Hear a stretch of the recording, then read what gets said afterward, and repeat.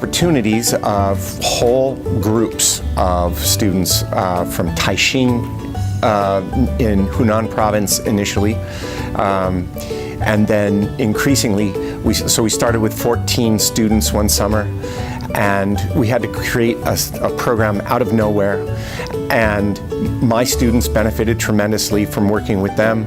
They left as if they were family. And the academic piece of it, for me, instinctually, was to create something, to make a project, which I know isn't always the way in which Chinese students learn. And I thought that might be useful for them, and I made it, we made a newspaper together. So more recently, instead of making newspapers, we make videos. And one of the basic rules is that every single person in a group, and usually a group is 8 students with 1 or 2 American counselors. And they all have to be in the video, and they all have to speak at least 1 line in English. And they have to create it themselves. They can't just parody some clip on TV or something.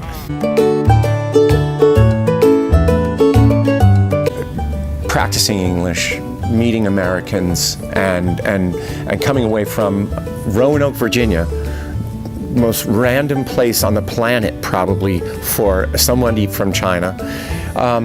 Suddenly it's their second home in America, you know, and it's someplace they want to come back to, and they find it green and beautiful, and we make use of that outdoor experience too. We hike them up Mill Mountain, then we hike them to Cascade Falls, and then if I'm allowed, if I don't burn them out, then I keep hiking them as far as I can take them anywhere they want to go. The classes that they take are varied, they're fun, and I don't think there's anything typical about them. We have lab science classes, but they're unorthodox. One is creating plants inside of glass housing. Another is creating robots. Another are creating soundscapes for a movie that doesn't have any sound.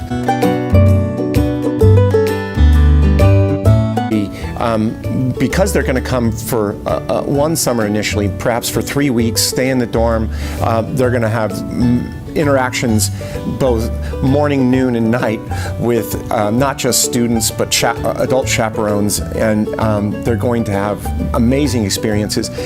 The first summer experience would allow us to do one set of classroom activities and develop their English skills one way and show them a certain set of colleges like Roanoke College and Virginia Tech. The second summer, we have another opportunity. We can take them further afield. We can go to places like William and Mary. We can go to places like the University of Virginia and build whole day-long experiences in all those different places that show them different colleges and different parts of Virginia, maybe even beyond, go to DC and go more into depth in the museum culture of Washington, DC.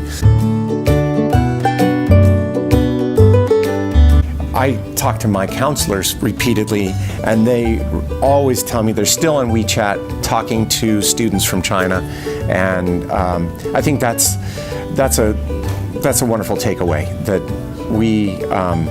we're creating a big bridge across the Pacific, and our students eagerly want to go to China, and they want those students from China to come here and visit them again, and that's happened as well. We want to keep lasting relationships building out of all this, yeah.